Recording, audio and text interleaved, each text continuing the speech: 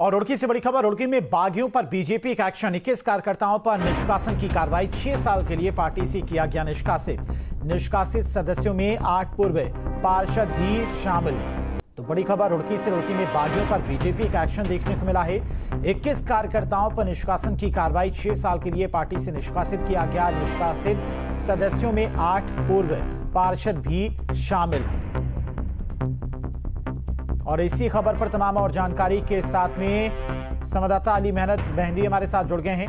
अली, रुड़की में बागियों पर बीजेपी की तरफ से बड़ा एक्शन लेते हुए एक मैसेज दिया गया सभी कार्यकर्ताओं और पदाधिकारियों को। जी हाँ जी, आपको बता दें कि जो दो राष्ट्रीय पार्टी है भाजपा और कांग्रेस, तो आपने देखा होगा कि 2 दिन पहले कांग्रेस ने भी बागियों के ऊपर सख्त कार्यवाही करते हुए पूर्व मेयर यशपाल राणा को 6 साल के निष्कासित किया था। और वहीं पर आज जो है बीजेपी प्रदेश अध्यक्ष महेंद्र भट्ट के आदेश पर शोभाराम प्रजापति, जो कि रुड़की के महानगर अध्यक्ष हैं, उन्होंने 21 सदस्यों के ऊपर, कार्यकर्ताओं के ऊपर जो ये जो है भाजपा पार्टी के खिलाफ कार्य करने में पाए गए, तो उनके खिलाफ कार्रवाई की गई है। और इसमें जो है पूर्व 8 पार्षद पहले भाजपा से थे, उनके खिलाफ भी कार्रवाई की गई है। और इसमें कुछ पदाधिकारी भी है। कुल मिलाकर 21 लोगों के ऊपर, 21 कार्यकर्ताओं के ऊपर जो है 6 साल के लिए निष्कासित कर दिया है इन सदस्यों को। और एक बड़ा मैसेज दिया है कि जो भी पार्टी के खिलाफ कार्य करेगा उसे बख्शा बिल्कुल नहीं जाएगा, क्योंकि कार्य अनुशासन भाजपा का पहला वो है कि अनुशासन में रहकर ही कार्यकर्ताओं को कार्य करना है और पार्टी के खिलाफ कोई भी कार्य नहीं करना है। ठीक है अली, बहुत बहुत शुक्रिया आपका तमाम सारी जानकारी के लिए। और निकाय चुनाव से जुड़ी बड़ी खबर। जल्द बीजेपी जारी करेगी संकल्प पत्र। प्रदेश मुख्यालय में सीएम धामी रहेंगे मौजूद। कैबिनेट मंत्री और पदाधिकारी भी रहेंगे मौजूद। हर नगर निगम के लिए अलग अलग संकल्प पत्र जारी किया जाएगा। तो निकाय चुनाव से जुड़ी बड़ी खबर। जल्द बीजेपी की तरफ से निकाय चुनाव को देखते हुए संकल्प पत्र जारी किया जाएगा। प्रदेश मुख्यालय में सीएम धामी मौजूद रहेंगे। कैबिनेट मंत्री और पदाधिकारी भी इस दौरान मौजूद रहेंगे। हर नगर निगम के लिए अलग अलग संकल्प पत्र बीजेपी की तरफ से जारी किया जाएगा। कि हमारे जो निगम है, उस निगम के अंदर रहने वाले लोग हर प्रकार से ये चाहते हैं कि हमारे लिए कौन सा प्लान बनने वाला है, हमारे विकास की क्या सोच होने वाली है, किस प्रकार की दूरदृष्टि है, और आने वाले समय में जो चुनौतियां हैं उन चुनौतियों के लिए किस प्रकार से समाधान के रास्ते बनाए गए हैं। तो इसलिए हमने इस बार संकल्प पत्र बनाया है। वो संकल्प पत्र हमारा जनता के सामने आएगा।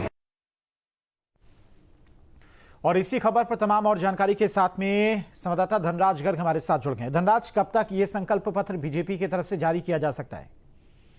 जी बिल्कुल, देखिए आपको बताते चले कि जो नगर निकाय के चुनाव चल रहे हैं, शायद पहली बार ऐसा होने जा रहा है कि बीजेपी अपना एक संकल्प पत्र जारी करने जा रही है। और मुख्यमंत्री पुष्कर सिंह धामी ने साफ तौर पर कहा है कि ये जो संकल्प पत्र है ये कल जारी कर दिया जाएगा, क्योंकि चुनाव में मात्र 7 से 8 दिन ही बचे हैं और उससे पहले कहीं ना कहीं संकल्प पत्र जारी कर दिया जाएगा। और मुख्यमंत्री पुष्कर सिंह धामी ने साफ तौर पर कहा है कि जो संकल्प पत्र है वो इस आशय के साथ प्रस्तुत किया जाएगा कि ताकि जनता को पता लगे कि उनके लिए क्या कुछ होना है और क्या कुछ प्लान बनना है। एक प्लान बनाते हुए कहीं ना कहीं संकल्प पत्र को जारी किया जाएगा, ताकि जनता को कहीं ना कहीं ये मौका है कि अपना जो प्रत्याशी है उसको जिताने के बाद उससे पूछ सके कि आपने जो संकल्प पत्र में दिया था उस वादे का क्या हुआ और उस वादे को किस तरीके से पूरा किया जाएगा। जी ठीक है धनराज, बहुत बहुत शुक्रिया आपका तमाम सारी जानकारी के लिए।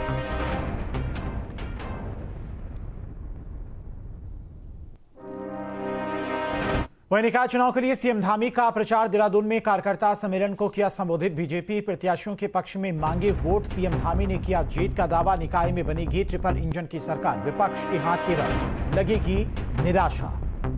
तो उत्तराखंड में निकाय चुनाव के लिए बीजेपी के स्टार प्रचारकों ने कमान संभाल ली है। इसी कड़ी में देहरादून में सीएम धामी ने पार्टी के कार्यकर्ता सम्मेलन को संबोधित किया और जनता से बीजेपी प्रत्याशियों के पक्ष में वोट की अपील की है।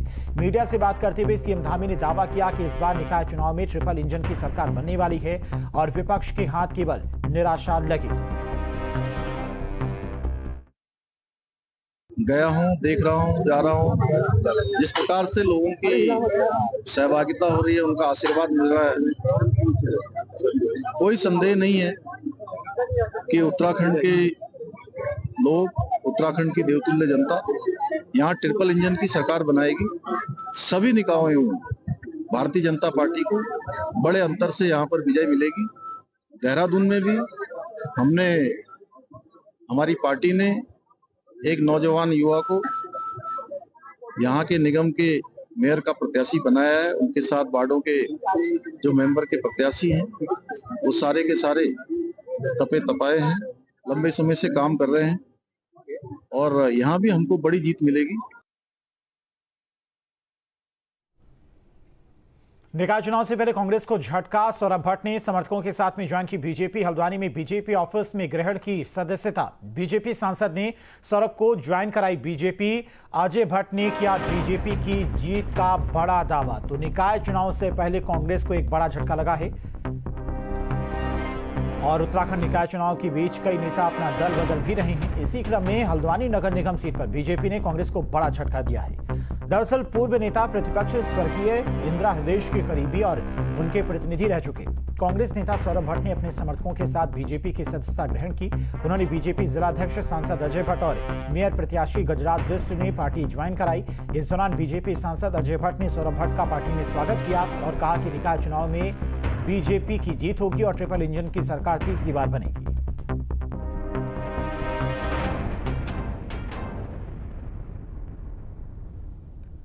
तो बड़ा झटका लगा है कांग्रेस को। निकाय चुनाव से पहले ही तमाम पार्टी के कार्यकर्ता कांग्रेस के आज बीजेपी में शामिल हुए हैं। सौरभ भट्ट को बीजेपी की सदस्यता दिलाई गई है। साथ ही साथ कांग्रेस के तमाम कार्यकर्ताओं ने भी कांग्रेस की सदस्यता छोड़कर आज बीजेपी की सदस्यता ग्रहण की। सौरभ भट्ट जी ने वापसी की है। लगभग 2 दर्जन से भी ज़्यादा समर्थकों के संग, जिसमें से कांग्रेस के लोग भी हैं, आपके लोग भी हैं और अन्य लोग भी हैं। हमारी माताएं बहनें भी साथ में हैं। पार्टी के कार्यों को देखते हुए गजराज जी जब हमारे यहाँ के चेयरमैन बनेंगे, मेयर बनेंगे, तो उस समय खर्च होगा, उसका ठीक तरीके से जमीन पर प्रभाव दिखाई दे, ठीक तरीके से उपयोग हो, ये समझते हुए सारे लोग यहाँ आ रहे हैं। घर वापसी करना, चाहे मैं हूँ चाहे सामने कोई भी हो, उसके लिए बहुत ही खुशी का विषय होता है और ये मेरा सौभाग्य है कि पार्टी ने आज मुझे वैसे ही सौरभ के रूप में स्वीकार किया जैसे कि मैं छोड़ के गया और बहुत कुछ करने के लिए है। अभी तक विपक्ष के नाते जो मैं सरकार को चिताने का काम कर रहा था, अब सरकार में पुनः शामिल होकर उन सभी विषयों पर जो जनता से संबंधित मुद्दे हैं उनको अपने अनुभव के आधार पर और उन अनुभवों के आधार पर वही कार्य अब हम जनता के लिए सरकार का हाथ पकड़ के मैं करवाऊंगा। उत्तराखंड में निकाय चुनाव के रण के बीच बीजेपी प्रदेश उपाध्यक्ष महेंद्र भट्ट रुद्रप्रयाग पहुंचे और यहां पर पार्टी के वरिष्ठ नेताओं और कार्यकर्ताओं के साथ बैठक कर जीत का मंत्र दिया। मीटिंग से मीडिया से बात करते हुए महेंद्र भट्ट ने दावा किया कि निकाय चुनाव में बीजेपी के सभी प्रत्याशी भारी मतों से जीत हासिल करेंगे। इस दौरान निकाय चुनाव में पार्टी में उठ रही बगावत पर उन्होंने कहा, किसी भी जगह कोई मतभेद और बगावत नहीं है। छोटे चुनाव के अंदर उस हर कार्यकर्ता को लगता है कि मैं ही जीत। कई बार वो इस प्रकार के कदम उठा लेता है और फिर उसका पछतावा उसे कुछ देर के समय के बाद होता है। मैं फिर कह रहा हूँ, हमारा कार्यकर्ता केवल कमल को ध्यान में रखता है और कमल पे ही मोहर लगाने वाला है। बीजेपी का मतदाता हमारा कैडर वोट है। रुड़की में चुनावी कार्यक्रम में पहुंचे पूर्व मुख्यमंत्री हरीश रावत ने कहा कि कांग्रेस सभी नगर निगम जीतने जा रही है। नगरपालिका और नगर पंचायत में कांग्रेस की स्थिति बहुत बेहतर है क्योंकि लोग उत्तराखंड में कांग्रेस को मजबूती देना चाहते हैं। हरीश रावत ने बीजेपी पर हमला बोला और जन समस्याएं नहीं सुनने का आरोप लगाया है।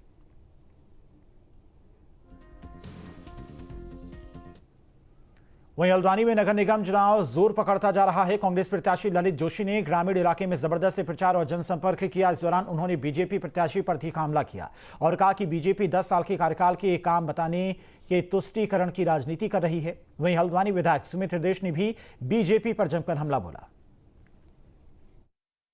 तू इधर उधर की बात मत कर, ये बता ये कारवां लुटा तो कैसे, हल्द्वानी पूरा उजड़ा तो कैसे, सड़कें उधड़ी बनी नहीं तो क्यों, ठीक, तुम अपने विजन बताओ, मुझे घेरने के चक्कर में मत पड़े रहो प्रभु।